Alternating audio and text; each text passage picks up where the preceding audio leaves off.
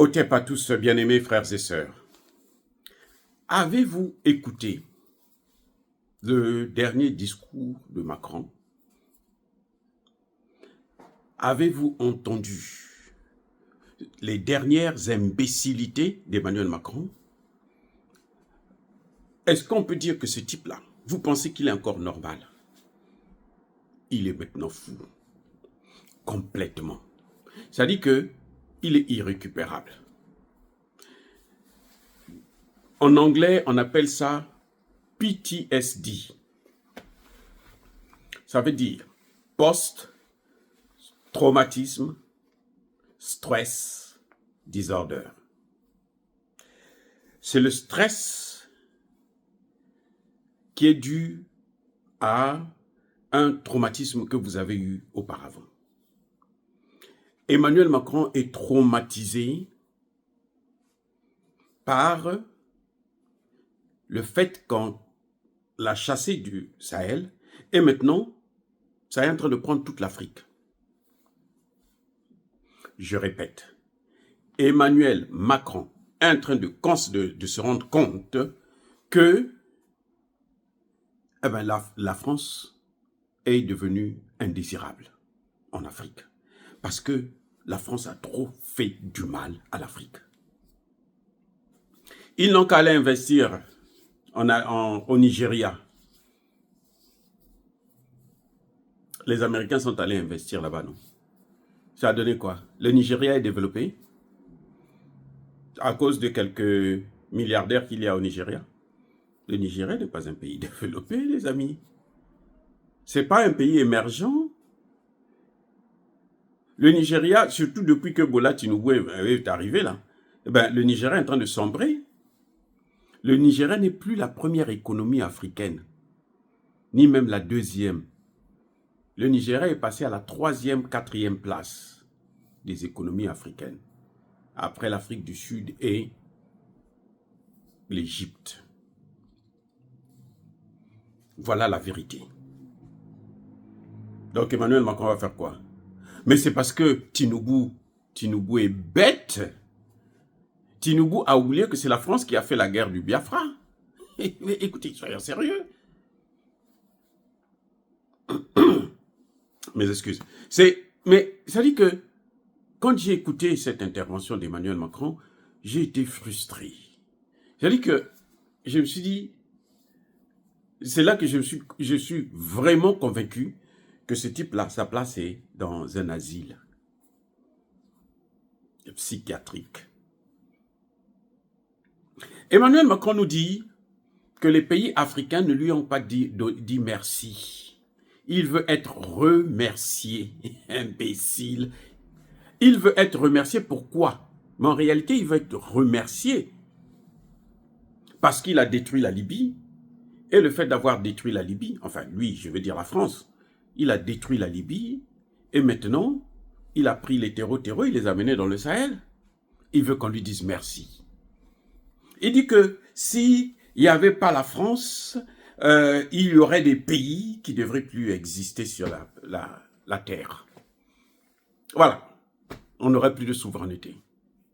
Il parle, vous savez de qui? Il parle d'abord du Mali, il parle du Burkina, il parle du Niger, surtout du Mali. Et tous les hommes politiques français vous le disent. Oh, mais s'il n'y avait pas eu l'intervention française, mais le Mali ne devait plus être un État souverain, ou il ne devait plus être comme il devait être balkanisé. Mais les accords d'Alger, c'était quoi? Les accords d'Alger, c'était quoi? C'est ça, les accords d'Alger. C'était pour balkaniser le Mali. C'est pour ça que nous nous sommes levés ici à plusieurs reprises. Si vous vous souvenez de mes interventions, vous allez vous rendre compte à plusieurs reprises. J'ai demandé au président Assimi Goïta de rendre caducs ces accords, de dénoncer ces accords, de sortir de ces accords. Oui, nous l'avions dit. Et Dieu merci, le président nous a écoutés. En tout cas, il a eu la même pensée que la nôtre pour sortir de ces accords. Donc, qu'est-ce que ça veut dire de sauver un pays que vous avez foutu dans le trou. Vous prenez un enfant, vous l'enfermez dans une chambre, il est en train de crier, vous venez après quelques jours le sortir de là, il est affamé, affaibli, et vous dites que non, je vous ai sauvé. Vous croyez que c'est normal? Vous croyez que c'est normal? Et vous demandez à ce que ce pays, cet enfant puisse vous dire merci. Mais attendez. Oh, mais il faut qu'on lui dise aussi merci d'avoir détruit la Libye. Il faut qu'on dise aussi merci à Macron pour le fait qu'il est en train de soutenir Paul Kagame et que Paul Kagame est en train de détruire la RDC et massacrer. On est aujourd'hui à 18 millions de morts. Ce qu'on ne vous dit pas, ce que vous n'allez pas entendre sur RFI, France 24 et les autres. Qu'on lui dise merci pour ça. Il dit qu'il a négocié avec les bases, les dirigeants africains pour qu'ils retirent ces bases. Il est malade. Il est malade, les amis. Il y a des Africains qui se passent pour des panafricanistes et qui pensent que non, Emmanuel Macron a dit la vérité. Emmanuel Macron n'a pas dit la vérité. On connaît le plan d'Emmanuel Macron. Le plan d'Emmanuel Macron, c'était de réduire ces soldats, les rendre moins visibles. Donc, il réduit le nombre, et ce nombre-là, il en fait plus efficace. Il disait qu'en Côte d'Ivoire, il devrait garder 300, au Sénégal 300, au Tchad, je pense 600, au Gabon 300. Après, il s'est dit, je dois envoyer une mission en Afrique. Pourquoi il a envoyé Bokel? C'était pourquoi? C'était pour aller discuter avec les pays africains, pas pour aller dire aux pays africains, non, nous, on va quitter l'Afrique. Non! C'était pour demander, pour flatter ces pays, pour que ces pays puissent garder les bases militaires françaises. Les amis.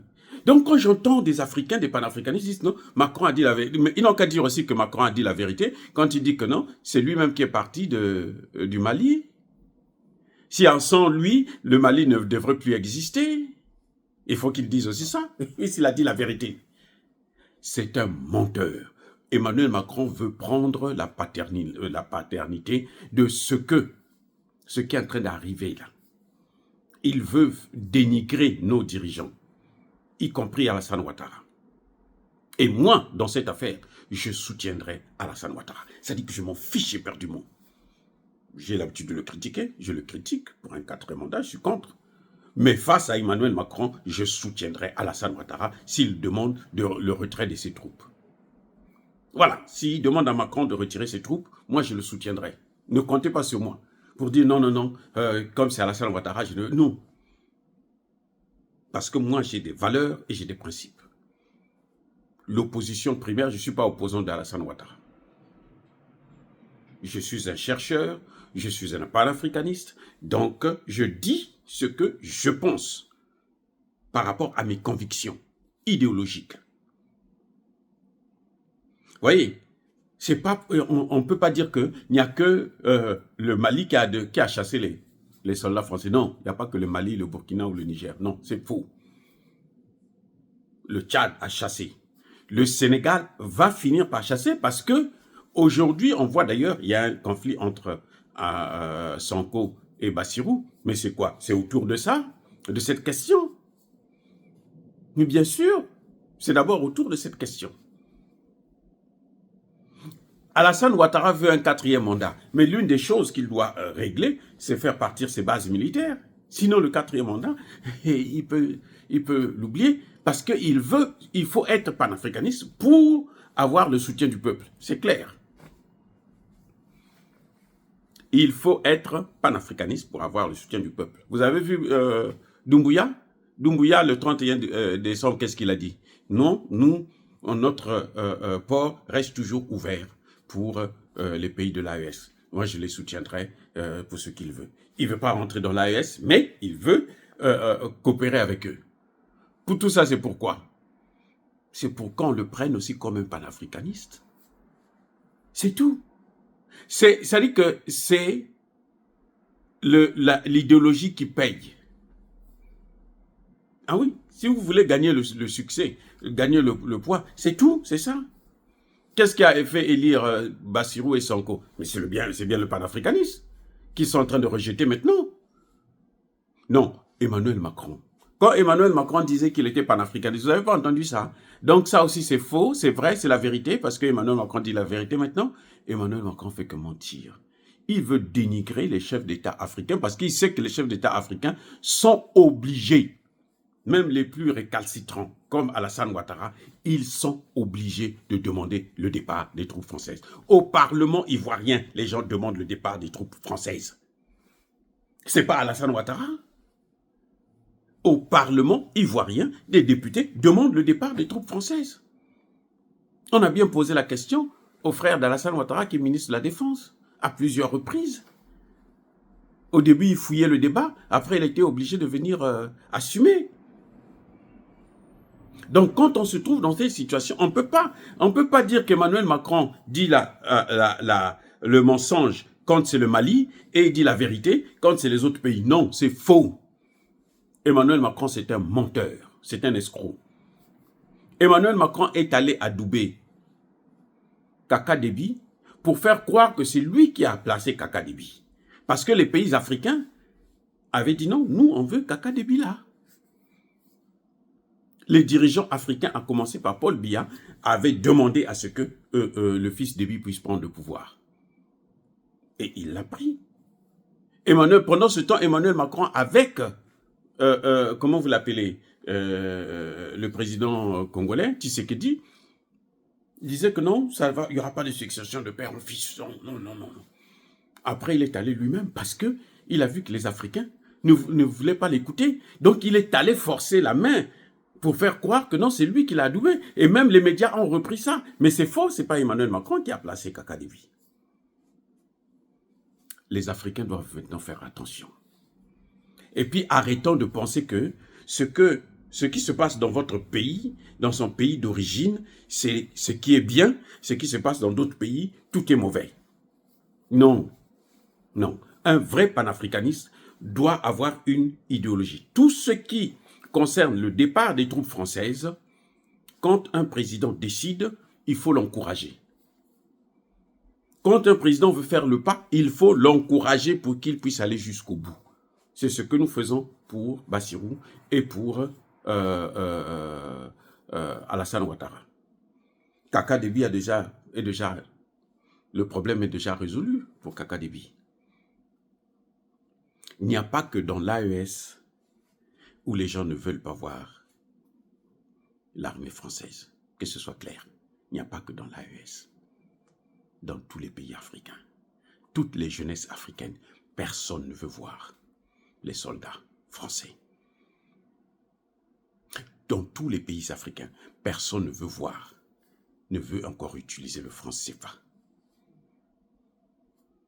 Mais pour l'instant, on n'a pas eu un seul président africain qui a pris le courage de dire « je sors ». Jusqu'aujourd'hui, il n'y a pas encore un seul président africain qui a pris la décision. Même les présidents de l'AES. On dit qu'ils vont avoir leur monnaie, mais jusqu'à présent, ils n'ont pas pris encore la décision.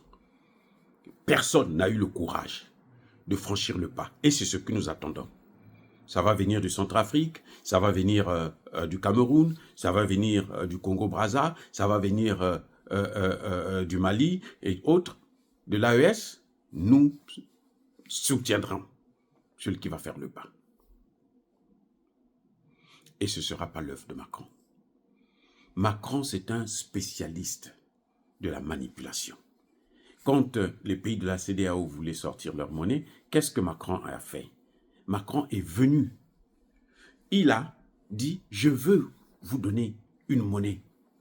Et il a pris, il a même volé le nom ECO. Vous savez, ça s'appelle le plagiat. C'est parce qu'il n'est pas intelligent. Vous voyez comment il est idiot? Il vient prendre l'ECO. Et il y a la confusion maintenant, quand on parle de l'ECO, on ne sait pas si c'est l'ECO de Ouattara et Macron, ou c'est l'ECO de la CEDEAO. Vous voyez comment il est venu foutre complètement le bordel? Macron n'a pas dit la vérité. Ceux qui pensent que Macron a dit la vérité, eux-mêmes, ils sont des manipulateurs et des menteurs. Macron a menti sur toute la ligne. Les pays africains, la vérité, c'est qu'aucun pays africain ne soutient la présence des bases militaires françaises. C'est Macron qui fait de son mieux pour intimider ces pays-là à ne pas aller de l'avant. Il le fait au Gabon, il le fait en Côte d'Ivoire, il le fait au Sénégal. Quand vous les voyez là, il y a des missions secrètes qui viennent pour venir dire non, non, non, non, écoutez, laissez-nous la place. Vous croyez que Macron ne sait pas que si il enlève toutes ses bases militaires en Afrique, il va tomber encore plus? Quand ils vont sortir du CFA, c'est même pas la peine, personne ne parlera encore de la France. Il le sait. C'est pour ça que ce qu'il dit là, parce qu'il veut faire croire qu'il a encore un pouvoir en Afrique. Non, c'est pas lui qui dirige l'Afrique. C'est pas lui qui dirige l'Afrique. Il y a quelques dirigeants africains qui ont peur de lui, mais il n'est rien du tout.